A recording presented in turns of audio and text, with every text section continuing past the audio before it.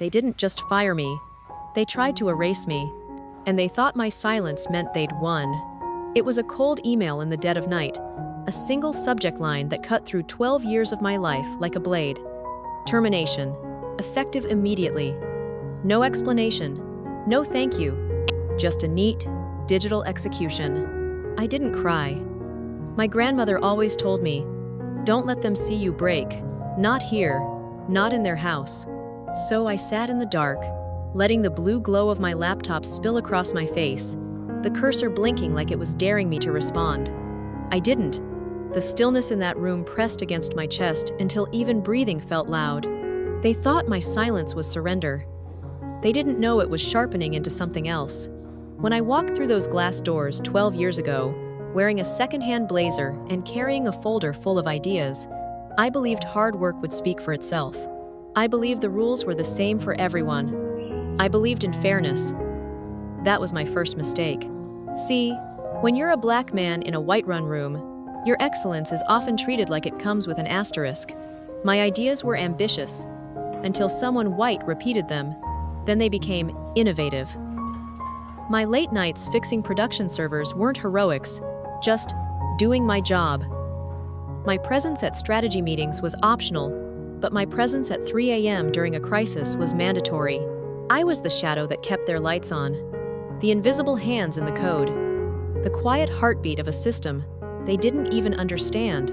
And still, not once did they put my name on a presentation. Not once did they say, "Darius built this." There's a special kind of humiliation in knowing you've built something that saves people, only to watch them pretend you were never there. And when you're black in corporate America, that humiliation comes dressed in politeness, smiles in the hallway, "Good to see you, brother," jokes about needing you to bring that magic touch. They say it like it's a compliment, but what they mean is, "We'll use you until we don't need you anymore." I saw the signs long before that email came. The CEO Caldwell retired quietly. No farewell speech, no personal word to me, just a clipped company-wide thank you. In his place came his son, Mason, the kind of man who thinks charisma is a substitute for competence. Tall, clean-cut, and quick to interrupt. The kind who loves diversity, but never listens to a black voice in the room unless it echoes his own. Mason didn't care about the system I built. He cared about replacing it with something that had his fingerprints on it. He called it modernizing and streamlining, like those words alone made him a visionary. But I knew what it really meant, erasing the work of people who didn't look like him so he could claim the credit for the rebuild. And maybe he thought he could. Maybe he thought the only thing holding up this company was the old man's name and his own last name. He didn't know there was another name, my name written in every line of code, every safeguard, every quiet rescue no one else could pull off. The night I got that email, I didn't rage. I didn't beg. I didn't even pack my desk the next day. Because I knew something Mason didn't. This system wasn't a machine. It was a living thing. I had raised it from nothing, patched its wounds, taught it how to survive storms. And like anything alive, it would not respond well to careless hands. I thought of all the times I'd been called overprotective of the codebase. All the times I'd been told, "Don't make it too complicated, Darius. You're the only one who understands it." And I smiled, because they were right. I was the only one who understood it. This isn't just a story about losing a job. It's about how power treats the people who build it. It's about the quiet dignity of doing work no one sees, and the deep insult of being discarded when they think they've drained you dry. And for me, it's about something even more personal. What it means to be black, brilliant, and underestimated in a system that was never built for you. If you've ever been underestimated because of the color of your skin, if you've ever been left out of the room you helped build, if you've ever swallowed your own brilliance just to survive, then you already know this isn't just my story. It's ours. So I'm going to tell you what happened next. How they tried to strip me of my name, how they tried to rewrite my place in the company's history, and how, without lifting a finger, I made sure they'd never forget me. Because sometimes, silence is not surrender. Sometimes, silence is the storm they never see coming. If you've ever had your work erased, your name ignored, Your seat at the table quietly taken away, especially if you've lived it while being black in a white-run world. Drop your story below. We're not just here to listen. We're building a space where our brilliance writes the script, and our names stay in the credits. Backstory and invisible contributions. When I first stepped through those glass doors 12 years ago, I carried more than a second-hand blazer and a folder of ideas. I carried my grandmother's prayers. I carried the dreams of a boy from the South Side who used to sit in the public library reading coding manuals until the security guard flicked the lights. I carried the unspoken promise that if I worked hard enough, kept my head down, and delivered excellence, the world would meet me halfway. Back then, I still believed that. I came in as a junior systems engineer, a role they gave me with hesitation. The hiring manager smiled a little too tight during the interview and said, "We usually require someone with Ivy League credentials for this position, but your portfolio is interesting." I knew what interesting meant. It meant they couldn't explain why someone who looked like me had built something so clean, so efficient, that they couldn't poke holes in it. It meant I was an exception they weren't sure they wanted to make. From the start, I didn't get the same on-ramps as my white colleagues. They had mentors assigned on day one. I had questions met with, "You'll figure it out." They had after-hours networking drinks, where decisions were made and alliances formed. I found out about them the next morning, when they were already swapping inside jokes. They got the sunlight. I worked in the shadows, but I learned to turn that shadow into my shelter, my lab. It was in that quiet space, tucked away from the noise, that I began building the backbone of their empire. Piece by piece, I crafted a living system, not just a code base, but an organism that could breathe, adapt, and protect itself. I designed it to handle chaos, to withstand the storms no one saw coming. Every late night, every early morning, every holiday spent with my fingers on the keyboard was another stitch in the fabric of something they didn't even understand they needed. And they didn't see me. Not really. Oh, they saw me when the servers crashed, and they needed a miracle at 3 in the morning.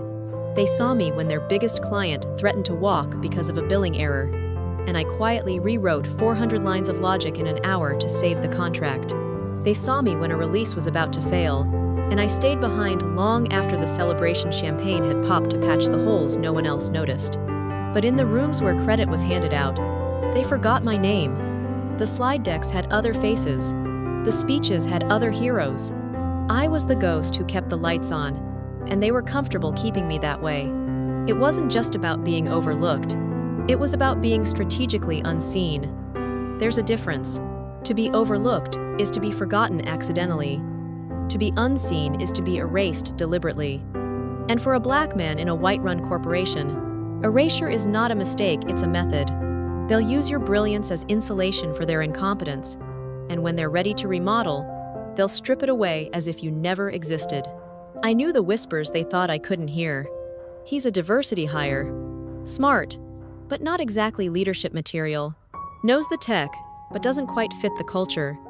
They'd say it like they were just making observations, but every word was a chisel against my foundation. They kept me close enough to keep the system alive, but far enough from power that they could replace me whenever it suited them. Still, I stayed. Not because I didn't see it, but because I believed the work was bigger than their politics. I believed that if I could make the system so strong, so undeniable, that even they couldn't break it, maybe my worth would be unassailable. Maybe then, they'd have to see me. But here's what I've learned: you cannot code your way into their respect. You can build them a fortress, and they'll still pretend the stones rose by themselves. You can save them millions in losses, and they'll still hand the award to the man who gave the presentation, not the man who wrote the fix. You can hold the entire infrastructure in your head, and they'll still tell you you're lucky to be here. That's the thing about being a black man in spaces built without you in mind. Your competence doesn't scare them until they realize it's the very thing holding up their house. And when that realization comes, they will move faster than you can imagine to take you out of the frame. So, I became the invisible architect, the quiet engineer who built a system not just to run, but to resist misuse. I embedded safeguards, ethical delays, and conditional checks that no one noticed because they didn't know to look for them. I wrote code that could protect itself from recklessness, ego, and ignorance. not sabotage protection. Because I'd seen what happened when systems were left to people who thought leadership was a birthright instead of a responsibility. It wasn't martyrdom. I wasn't sacrificing myself for them. I was protecting the work, my work, the kind of work that could outlive me, if handled with care. But I knew care was in short supply. Some nights, alone in the server room under the hum of the machines, I would think about my father. He worked 30 years at a manufacturing plant, the kind of job where your hands carry the proof of your labor. When they shut the plant down, they sent him home with a plaque and a week's severance. No pension, no thank you worth remembering.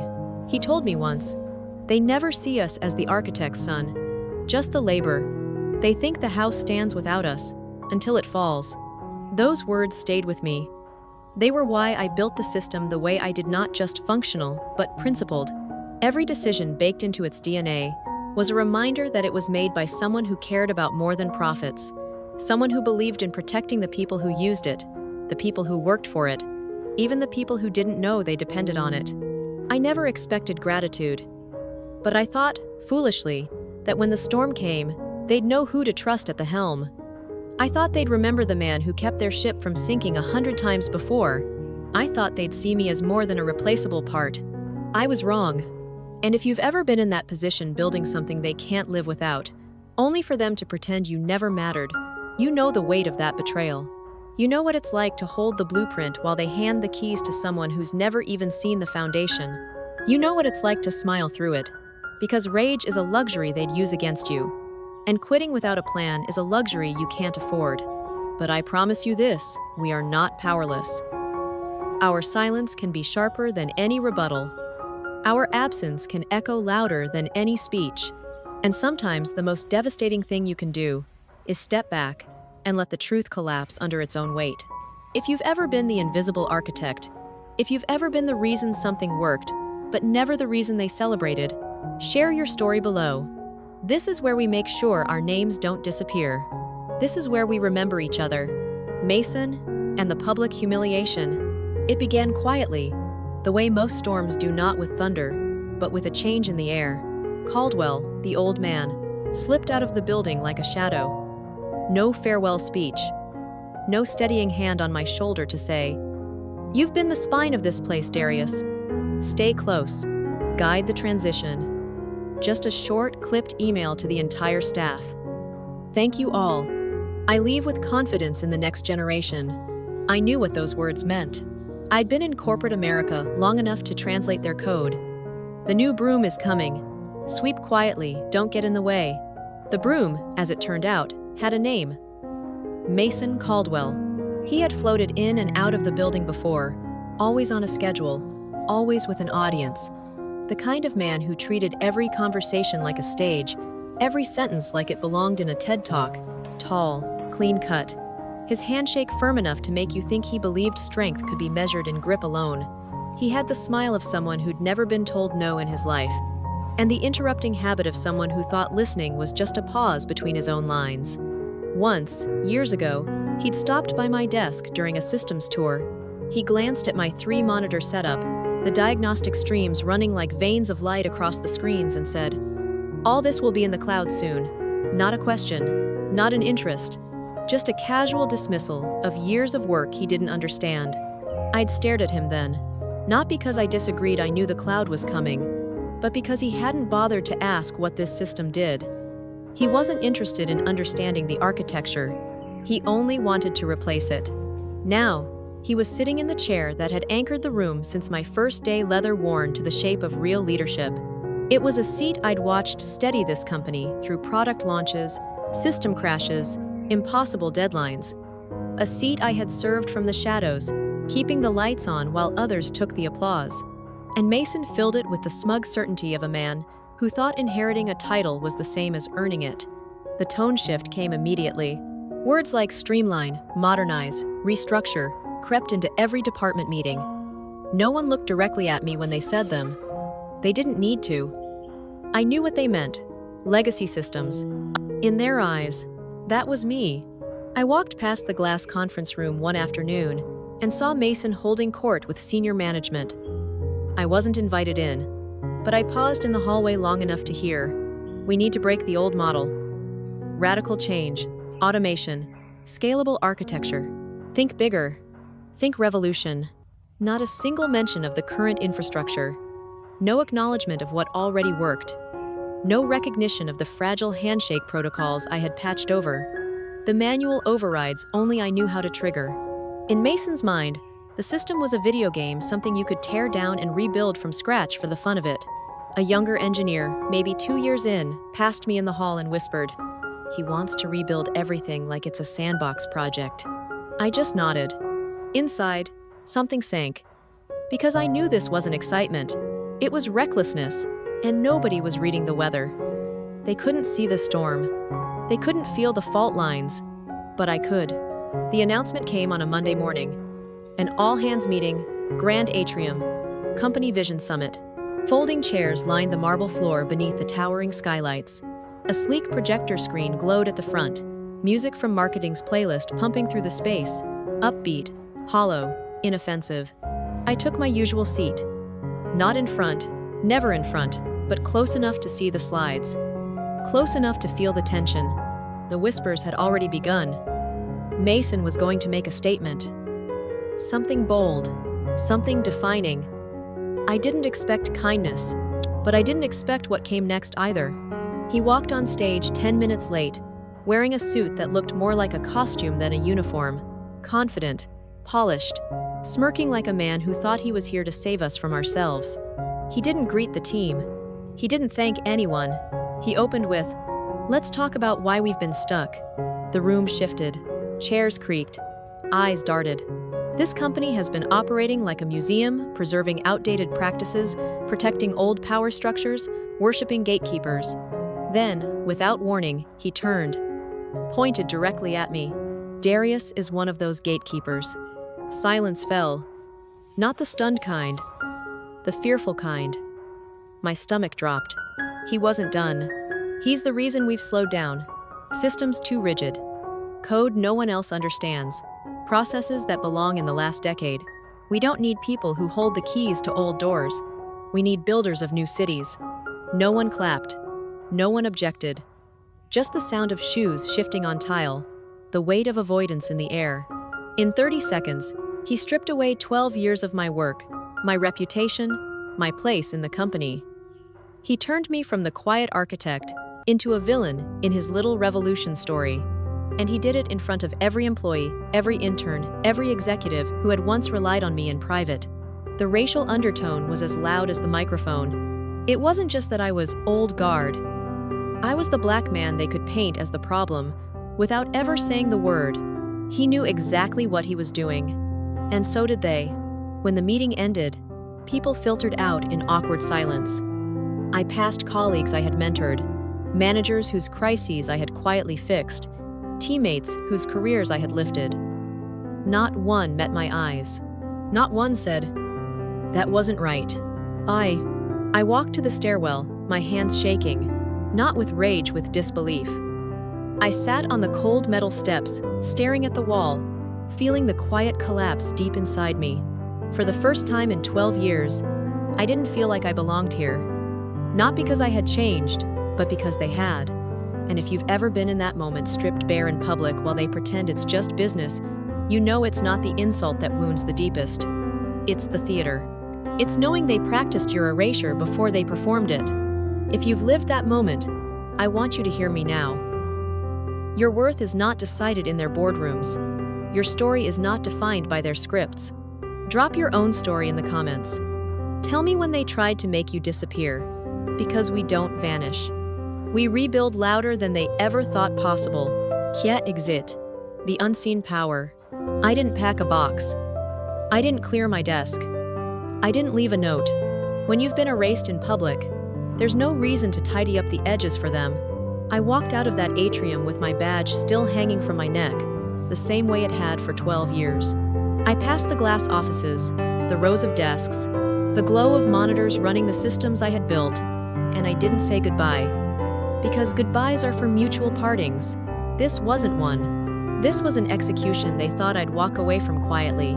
They didn't know quiet was my sharpest weapon.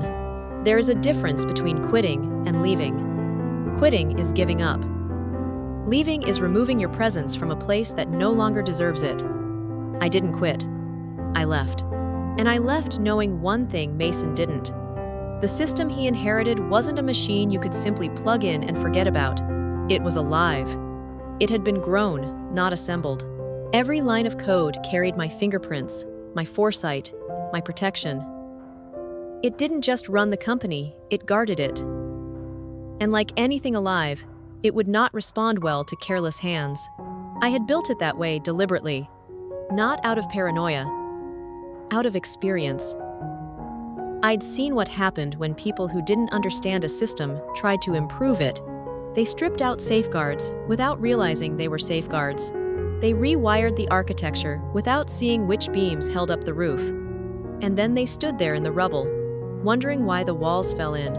The system wasn't designed to punish, but it was designed to protect itself, which meant, in the wrong hands, it would resist. That night, I went home and sat in the dark. I didn't turn on the lights. I didn't pour a drink. I just opened my personal laptop, the one that had always stayed outside the company's control and connected to my private terminal. What opened on my screen wasn't the sanitized, polished dashboard they showed to investors. It wasn't the diagrams Mason probably skimmed through to impress the board.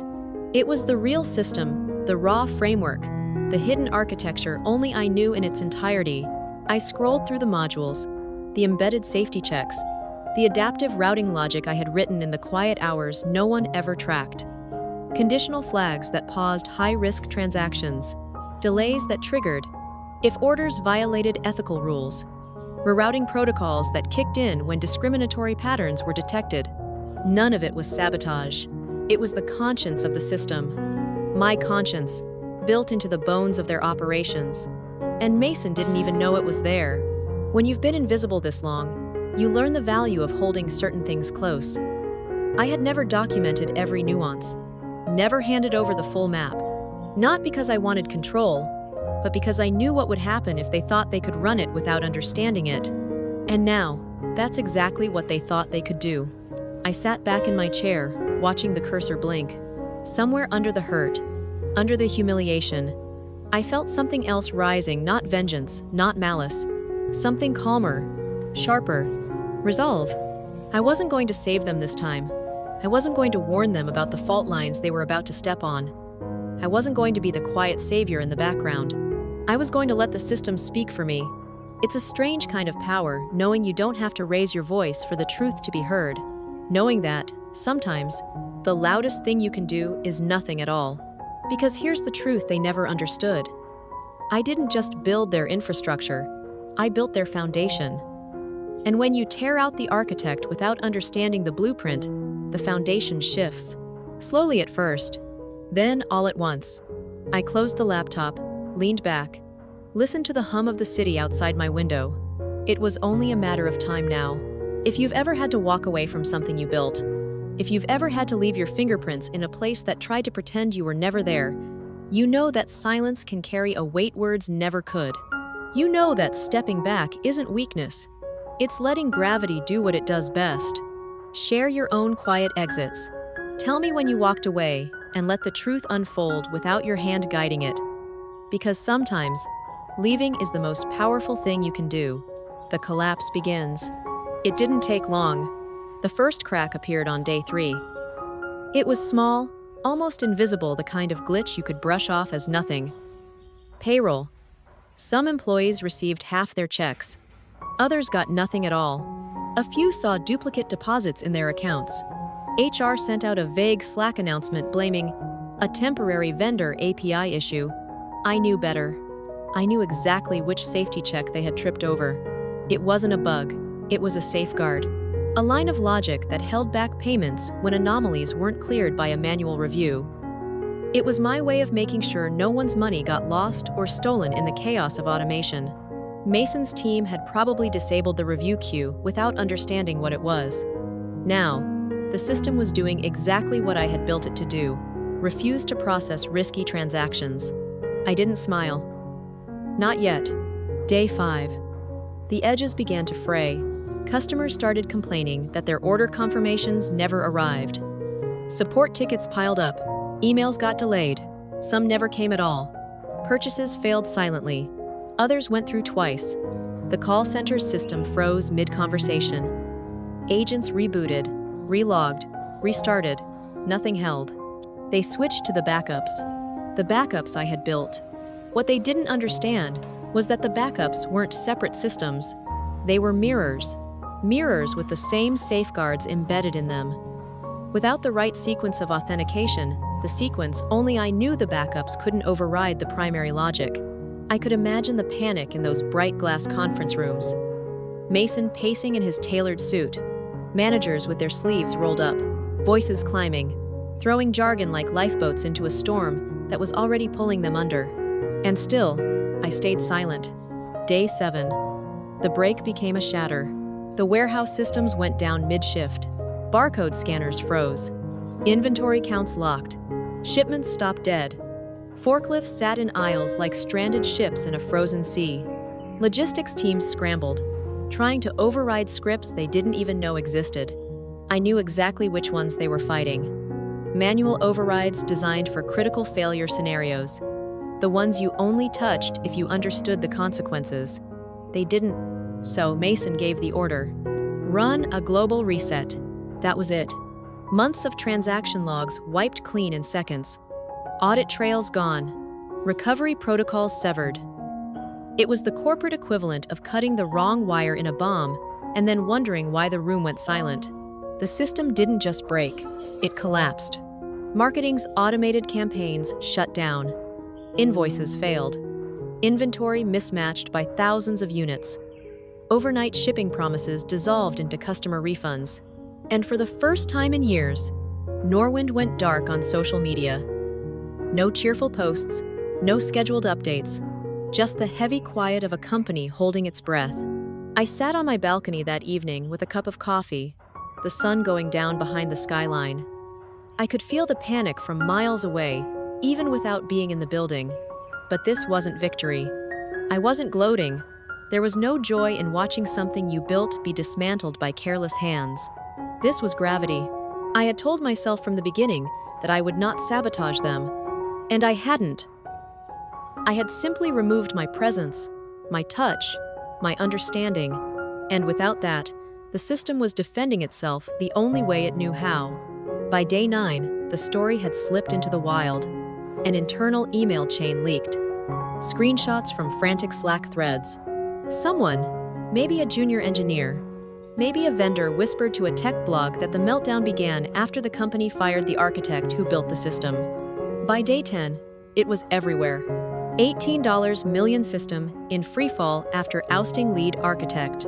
CEO's gamble backfires. Infrastructure unravels. And my name, sometimes misspelled, sometimes just DK, floated through comment sections and LinkedIn threads like a ghost they were suddenly desperate to summon. I didn't answer the calls. I didn't respond to the texts. Because here's the truth. When they called me gatekeeper, what they really meant was, I was the key. And now, they were locked out of their own house. If you've ever been that key, the one they tried to replace until they realized the door doesn't open without you, you know what this feels like. You know the power of stepping back and letting them learn what you already knew. Share your own collapse stories below. Tell me about the moment they thought they didn't need you and found out they couldn't breathe without you. Public reckoning. By the end of the second week, the chaos inside Norwind had stopped being an internal embarrassment and turned into a public spectacle. What began as whispers in the corridors and panicked late-night calls between managers had spilled into headlines and investor briefings. The meltdown was no longer a technical issue. It was a leadership crisis with a name attached to it, and that name was Mason Caldwell. The narrative formed almost without effort. The young CEO who inherited a functioning empire fired the man who had built its heart and then watched the body die in his hands. Tech blogs called it arrogance. Industry analysts called it negligence. Former employees, freed from the weight of company loyalty, called it exactly what it was, a disaster of his own making. My name began to appear more often, sometimes spelled right, sometimes reduced to initials, but always whispered with the weight of recognition, as if the people saying it were realizing they'd been standing in a room with the architect all along and never once looked up. They called me the ghost in the code, the man who didn't sabotage anything, just took his hands away, and the machine forgot how to run. Mason, for all his polished confidence, was unraveling. I heard from a friend still on the inside that he had taken to pacing his office like a trapped animal, yanking off his jacket, loosening his tie, staring at walls filled with error reports and timelines that looked like medical charts for a dying patient. The consultants he flew in from London and Singapore delivered reports thick with buzzwords and thin on solutions. Every fix they proposed either triggered new failures or circled back to the same missing piece: me. By then, the investors were restless, the board was impatient, and the media was merciless. One headline cut particularly deep, not for me, but for him. He forgot the foundation. Mason tried to modernize the house by mocking its architect, but a castle with no foundation is just sand waiting for rain. I stayed silent, not out of pettiness, but because silence had become my armor. There was nothing I could say that would speak louder than the collapse itself. The evidence was everywhere: missed deadlines, terminated contracts, plummeting customer trust. And yet, watching it all unfold, I felt an ache under the vindication. I had not just built a system, I had built trust, and they had destroyed it. Not only mine, but that of every client, every employee, every partner who had believed Norwind could deliver. There's no pride in watching someone torch a house you built with your bare hands, even if they were the ones holding the match. The pressure finally broke in the most corporate way possible: an emergency statement from the board. Mason Caldwell was being placed on indefinite leave, pending investigation. His badge access was revoked before the end of the day. The same board that had smiled through his grand speeches now spoke of leadership miscalculations and operational instability with the cold precision of surgeons cutting away a tumor. But for me, the most surreal moment came when I saw the internal report that leaked alongside the announcement. It read, "Caldwell directly contributed to the destabilization of mission-critical infrastructure by dismissing the sole system architect without transitional safeguards." Sole System Architect, my title. In writing, for the first time in 12 years. That night, I sat in the same spot on my couch, where I'd read my termination email, but I was not the same man. There was no bitterness clawing at my chest, no desperate urge to defend myself. I simply exhaled, slow and steady, like I'd been holding my breath for over a decade and could finally let it go. The machine had spoken in my absence. The truth had surfaced without my hand guiding it. They could no longer pretend I was replaceable, and they had done that to themselves. If you've ever been underestimated, if you've ever had your contribution written out of the story, only for the whole narrative to fall apart without you, then you understand this moment. It's not about revenge. It's about balance being restored, gravity pulling everything back into its rightful place.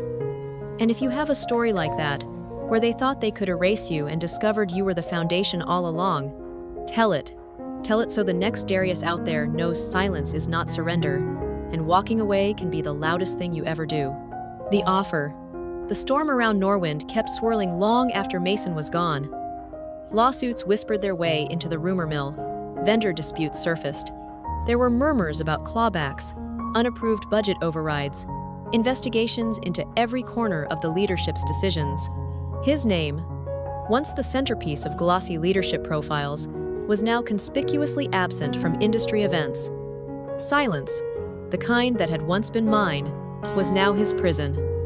I didn't watch with glee. I didn't need to. My chapter there had already closed. Then, one quiet morning, as the coffee machine hummed and sunlight cut through the blinds in my apartment, an email arrived. The subject line was simple: invitation to discuss a new future. The sender's name stopped me: Elena Royce, CEO of Technova Group. I knew of her, the industry did. Not for loud product launches or flashy investor showcases, but for the kind of rare leadership that built trust the way architects build foundations carefully, deliberately, with the long view in mind. I opened the message slowly, reading each word twice. She had been following the Norwind collapse, she wrote. Not for gossip, but for insight. She saw in my silence something louder than any keynote address. "We don't want your code," she said. We want your mind. We're offering you the role of Chief Technology Officer with full autonomy. Your only condition, that no engineer under your watch will ever be unnamed again.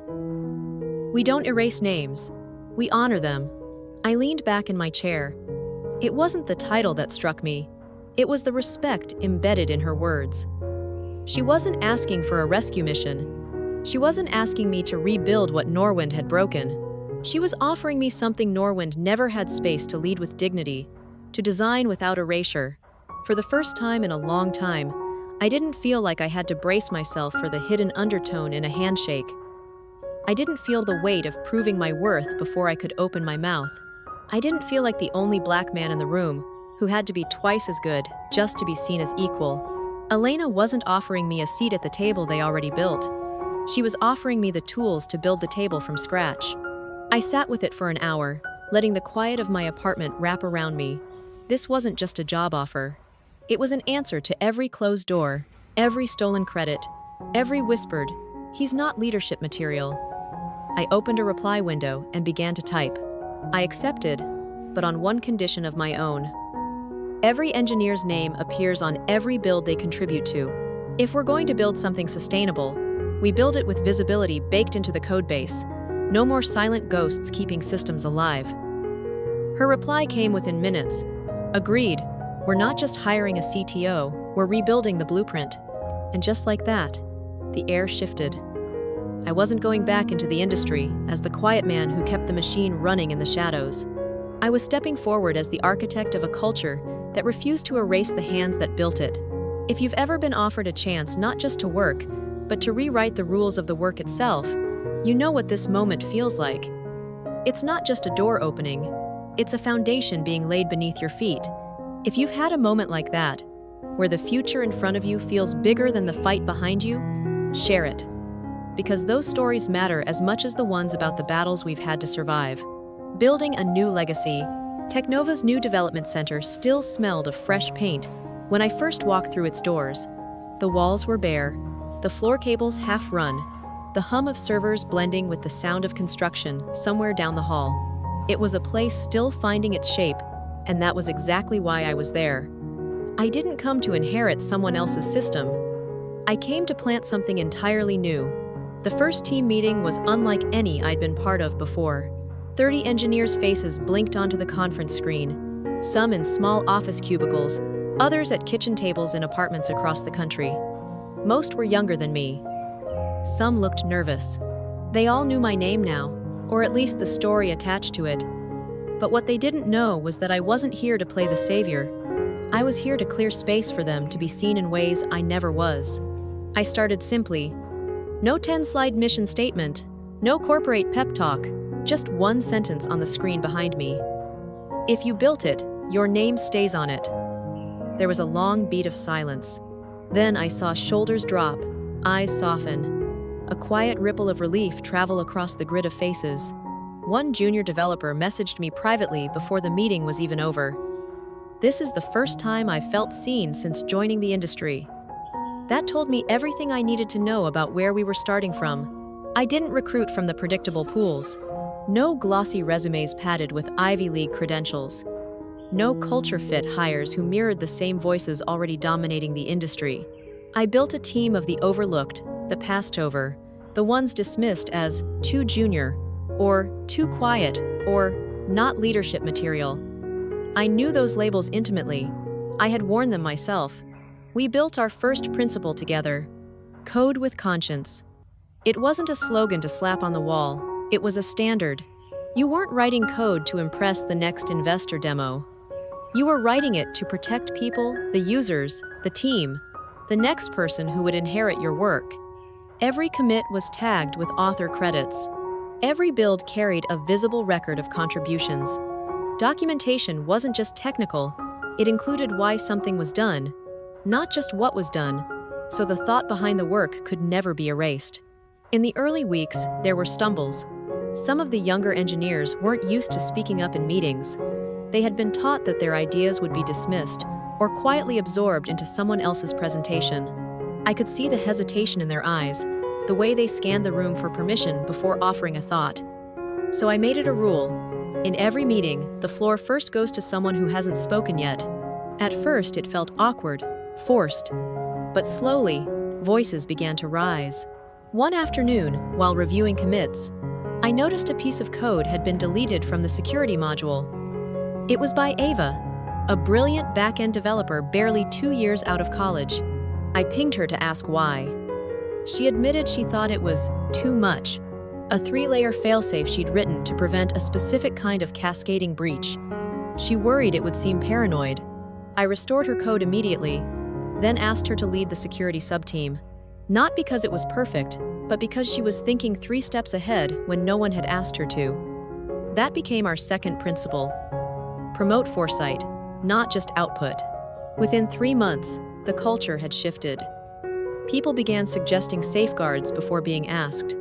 Documentation read like a story, a narrative of care, not just a technical map.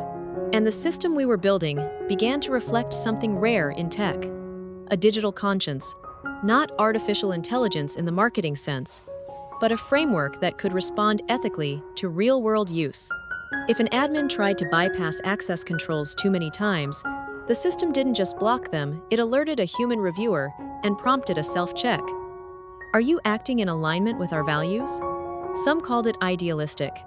Others said it would never scale. I'd heard all that before, and I knew what scaled without conscience. I had lived it. It cost me 12 years of invisibility.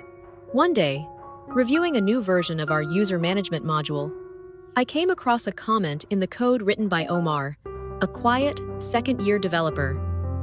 If the system begins to favor power over people, reset the priority tree. I sat back, smiling. They were getting it. They weren't just building software. They were building justice, one conditional statement at a time. We called it the integrity layer, a silent compass running alongside every core function, ready to intervene if the system strayed too far from our principles. When we finally launched our first major product, it wasn't wrapped in hype or viral marketing campaigns.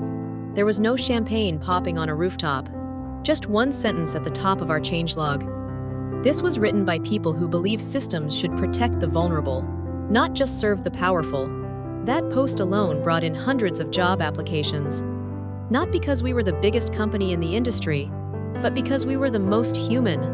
And for the first time in my career, I felt something stronger than vindication. I felt hope. Hope for the next generation of engineers who would never have to hide in the server room to make a difference. Hope for the ones who would see their names in the credits, not erased in the shadows. If you've ever had to fight to be seen, if you've ever poured yourself into work only to watch someone else's name go on it, you know how deep this runs. Share your story. Tell me what visibility would have meant to you. Because here, in this new blueprint, every name matters, every voice matters, and no one builds alone. The rain was tapping softly against the glass, the evening I stayed late alone in my new office. The hum of the system ran steady in the background, like a heartbeat I no longer had to protect in secret.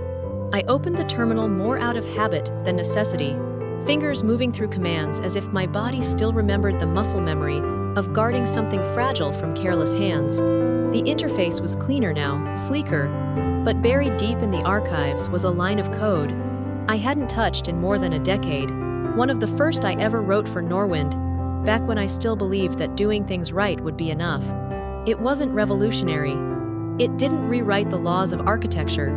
But just above the function, in the comment section, was a sentence I had forgotten I'd even typed. Write systems that serve, never systems that silence.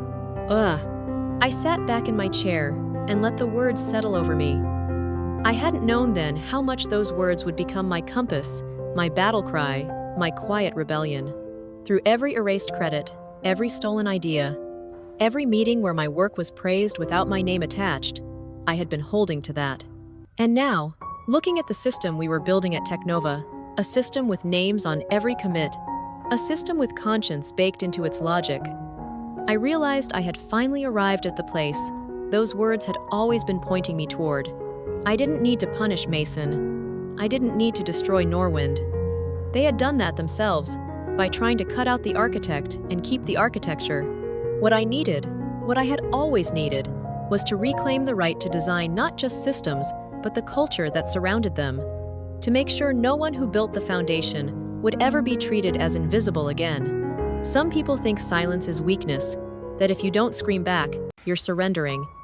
But silence, when chosen, is power. It's patience sharpened into precision. It's the refusal to dance to someone else's rhythm. It's knowing that you don't have to fight every battle out loud to win the war. I learned that the hard way. I learned it when they pointed at me in that atrium and called me the gatekeeper. I learned it when I walked away and let the weight of the truth speak in my place. And now I know this. They can try to erase your name from the slides, from the hallway chatter, from the credits. But they cannot erase the blueprint you leave behind if you build with intention. They cannot erase the way you've shaped the ground they walk on. They cannot erase the culture you plant and the people you lead. So, I want to say this to anyone watching, especially to every Black professional who has ever been told they were lucky to be here, instead of recognized as the reason the place even works. Your presence is not a favor they've granted you. It is the foundation they're standing on. And if they can't see that, it's because they're blinded by the comfort of taking you for granted. You are not the diversity hire. You are the architect. You are not the assistant to the vision. You are the vision. You are not here to be grateful for scraps.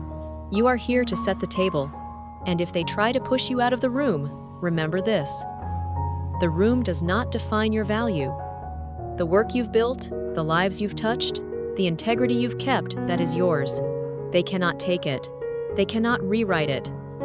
And if you ever choose to walk away, walk knowing that sometimes the most powerful thing you can do is let them feel your absence.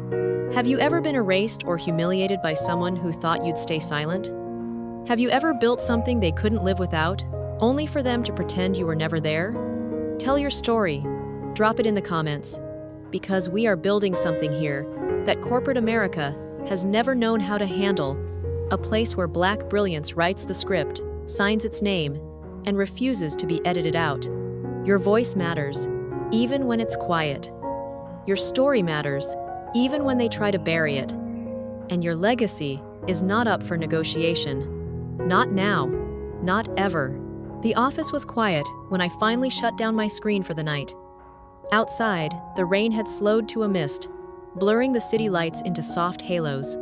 I stood at the window, watching them flicker tiny constellations scattered across the skyline.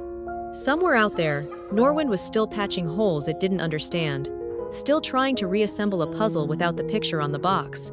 Somewhere out there, Mason was learning what silence really feels like when it comes for you. I wasn't thinking about him, though. My mind was on the blueprint in my hand, not paper, but the living code, the culture, the principles we were laying down at Technova. It was the foundation I had been building toward my whole career, though I didn't know it when I started. A foundation made not of stone or steel, but of names, of voices, of truths written into the bones of the system so deeply they could never be stripped away. I thought about my father's hands, calloused from decades in a factory that thanked him with a plaque instead of a pension. I thought about my grandmother's warning, "Don't let them own your peace." And I thought about every young Black engineer who might one day walk into a room like I once did, full of hope and unaware of the invisible ceilings waiting above them. Maybe they'll still face the same ceilings. But if I've done my job here, they'll at least know what they're standing on. They'll know who laid the first bricks. They'll know they are not walking into that room alone. I turned off the lights, letting the darkness wrap around me like a familiar friend. Because I know now what I didn't back then. Silence is not the absence of power. It's the refinement of it. It's the decision to let your work echo louder than any defense you could speak. And sometimes, silence is the storm they never see coming.